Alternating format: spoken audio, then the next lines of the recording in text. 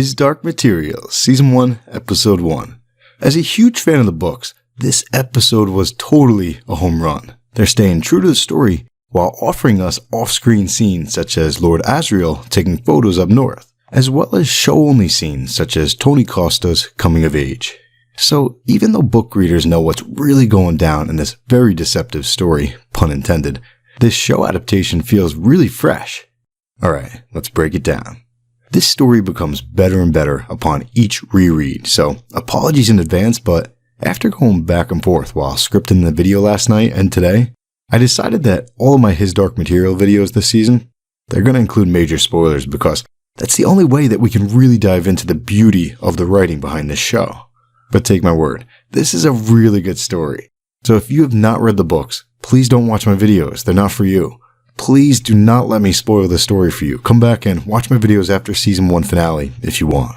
Alright, this is Bridge 4. Last chance to close out if you don't want any spoilers. His Dark Materials, Season 1. Game on.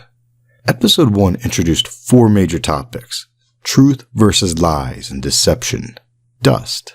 The transition from childhood to adulthood. And parenting or guidance.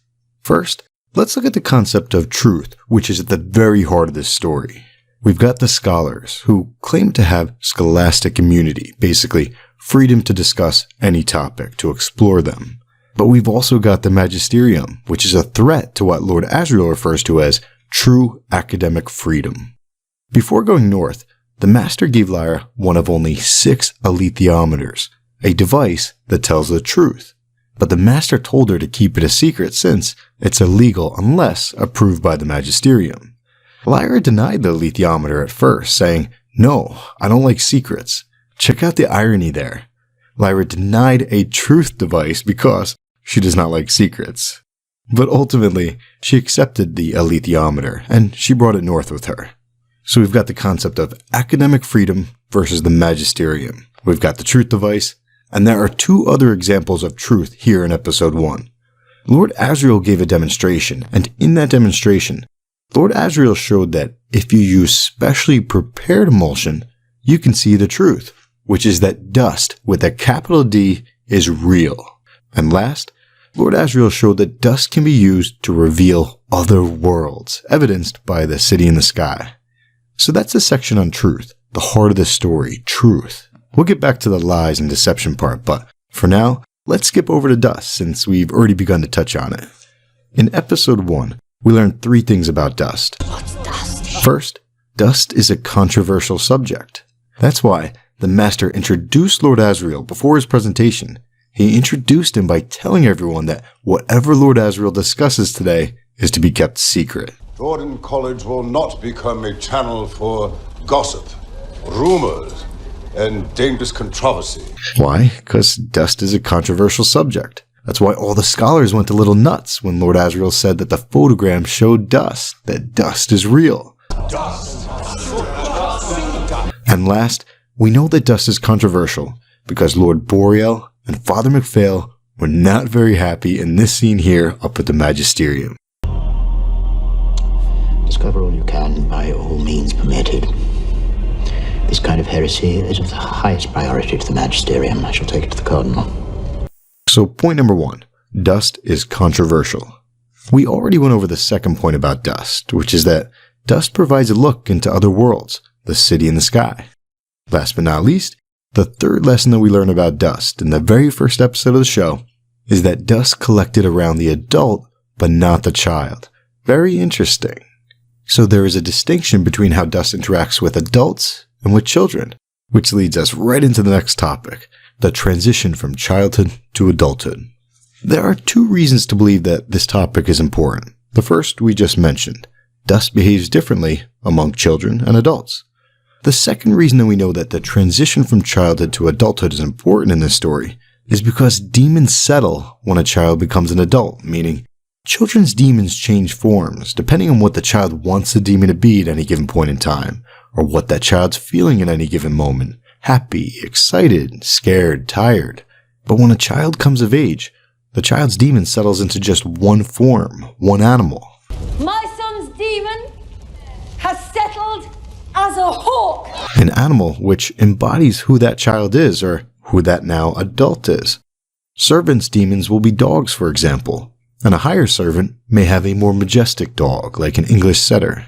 Lord Asriel's demon settled as a snow leopard, one of the coolest animals in the entire world. And then we've got Tony Costa, one of the Egyptians.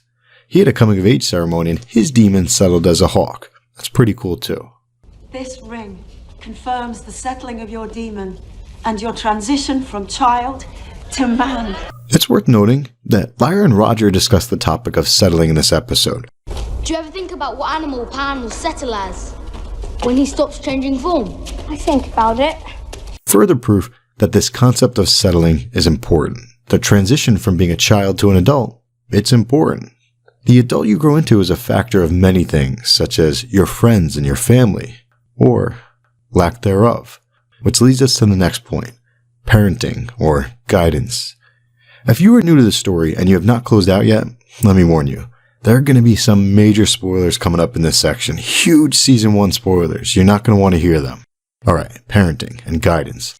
Tony Costa comes of age, but even though he is now an adult, Tony was assigned sort of a mentor to help him in the transition. Who here will help guide Layuba and Tony? Sora and I will.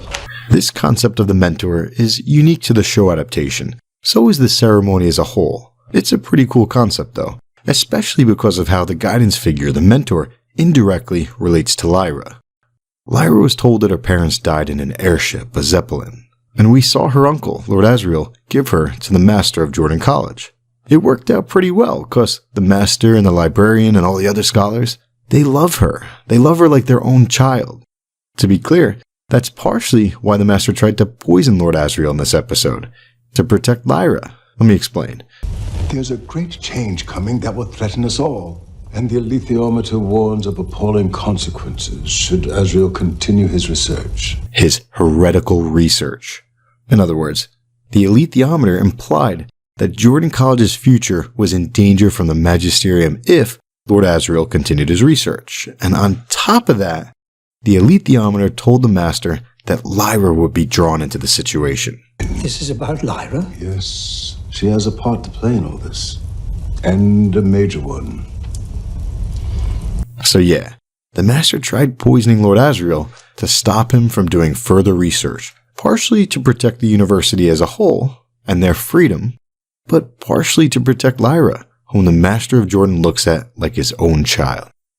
Ironically, Lord Asriel is Lyra's real father, her crappy father. Don't get me wrong, there's a long story ahead of us, and Lord Asriel is not all evil. He's a great character. He's just totally absorbed by his work, by his mission.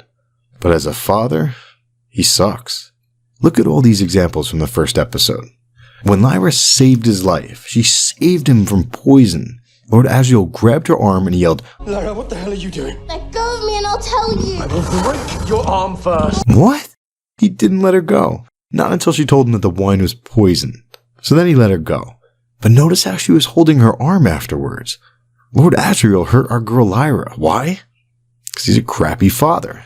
And it doesn't stop there. Lyra saved his life, and what did he do? He asked her if she wants a job. Tells her that she may find it a little cramped in there, and she's like, I don't want a job. But he completely ignores her, and he tells her to spy on the master. Someone's coming. Go, quickly now. If you make a noise, I will not save you. You're on your own. Do you understand? For real? What a crappy father. But Lyra loves him. She loves her quote-unquote Uncle Asriel. Don't get me wrong, she fears him. At least that's clear in the books. But Lyra admires him so much, because he's really charismatic. That's why Lyra forgot how he grabbed her arm and hurt her. She forgot how she had said no, she didn't want to work for him. He forced her to do so. She admires him, so she did just so. She was his spy. You can even see her smirk here, showing how she's proud of him, because he's so cool. But is he? What happens next? Lord Asriel is so absorbed in his work that he forgets about her. The girl. So Lyra is sleeping in the cupboard until Lord Asriel's demon, Stelmaria. She reminds Lord Asriel that his daughter has been in the cupboard, presumably for hours since it's now nighttime. The bed scene's different though. Lord Asriel's noticed Lyra's art. He's looking at the image of the North and the bears of the North, and he's probably realizing that Lyra thinks about him every day. Then Lord Asriel looks at a postcard that he's written to her, a postcard where he disciplined her, but he offered her no love. It was really dry. We don't know what he's thinking, but this is his best moment in the episode in terms of being a father, this bedroom scene. It doesn't last long, though. Lyra wakes up, and he snaps at her. Now you wake up. To be fair, though, she then asks him, "What is dust?" And Lord Asriel shields Lyra from the truth about dust, possibly for her own sake. So this bed scene is alright for Lord Asriel in terms of being a father, while it lasted. But not long after, it's time for him to leave again, and Lyra's like, Please, Uncle, you've only just arrived. We've hardly talked. We need to go. "I'm sorry." But I just don't have time for you right now. I mean, that says it all. He has no time for her. Why? Because he's a crappy father, obsessed with his work. Roger, on the other hand, is an awesome friend. This only happens in the show, but he yells up, She's better than you think she is. She's special. Everyone's special! So that's Lyra's father, Lord Asriel. What about her mother? Mothers are important in this story. Billy Costa's mother, Ma Costa, she's heartbroken that Billy's missing. She doesn't want to leave Oxford until John Fott points out that Billy's a good boy. He's strong. Because you've been a good and strong mother to him, Maggie. and if he could, he would have found his way back to us, but he is not. So Ma Costa is a good and strong mother, something Lyra does not seem to have until the charismatic Mrs. Coulter enters the scene. Mrs. Coulter is seductive. Roger says hi to Lyra right here, Hey, Lara. but Lyra doesn't even notice him, her best friend, because Mrs. Coulter already has Lyra wrapped around her little finger. Pretty dangerous. Roger then goes missing, and Mrs. Coulter gives Lyra hope in finding Roger, saying, "I won't just try, I'll succeed." But she is being very deceptive here. Check this out. Mrs. Coulter goes on to say, "I'm on the 8 o'clock airship." I expect to see you there. For your sake, and for Roger's. So what is really happening? Mrs. Coulter is pretending to offer help, but in truth, Mrs. Coulter is using Roger to trick Lyra into joining her. She's leveraging Roger. And the worst part is that we are going to find out in one of the upcoming episodes that Mrs. Coulter's own people are the people who kidnapped Roger. We know this because Mrs. Coulter is the head of the General Oblation Board, otherwise known as the Gobblers. Mrs. Coulter is part of the Magisterium. Oh, and one last thing. Mrs. Coulter? Yeah, she's Lyra's mother. Lyra's crappy mother. Before Lyra got in the airship, Lyra told Pan that if the Gobblers have him, meaning Roger, she's our Best chance of getting him back. Isn't she? Nope, definitely not. But there is hope. The episode ended beautifully. Check this out. As the episode ends, we see Lyra looking down upon the Egyptians who are sailing from Oxford to London, and the Egyptians are also in search of a missing boy. Lyra looks down as Ma Costa looks up. The Egyptians are Lyra's best hope in finding Roger. Team Egyptian right here. They are awesome. There are a few other points worth mentioning before we go. So just like Lord Asriel, Miss Coulter is a great character, and she goes through changes in the story. Part of that change may have begun with this very hug right here. Think about it. Right before this, Mrs. Coulter was smiling ear to ear as she tells Lyra, "Well, my favorite moment is early morning when the sky is high and the land seems endless. All that's in front of you is fresh, unbroken snow." You feel utterly alone. And you feel utterly magnificent. So the last of the 4 major topics that we have briefly touched on today, a few times, is the opposite of truth: lies and deception. There are plenty of examples in this episode, one in particular which I'm going to save for a future video. But let's go over the most powerful lie of them all. The most powerful lie is sometimes the lie that you tell yourself. Mrs. Coulter seemed to truly believe that her favorite moment was early in the morning, all alone up in the north. But then Lyra hugged her. Her daughter hugged her. Can you really beat the smile and hug of your own child? I wouldn't know, but I'd guess that that's pretty hard to top. which is why Mrs. Coulter has begun to change. You may not see it for a while, but this is the starting point right here. Sure, she lied to Lyra. She said that she's going to succeed in finding Roger, even though her own people are the one who's kidnapped him. So Mrs. Coulter isn't good. Her business is pretty evil, that's for sure. But Mrs. Coulter now has something more important than her business. She's got her daughter back. And here's the kicker. What better way is there to protect her daughter from her own people who are stealing children than by keeping her daughter close by her side? This is the first of 3 times that a pretty dark character, Mrs. Coulter, she does something good. The first of 3 times that she tries to protect Lyra out of love.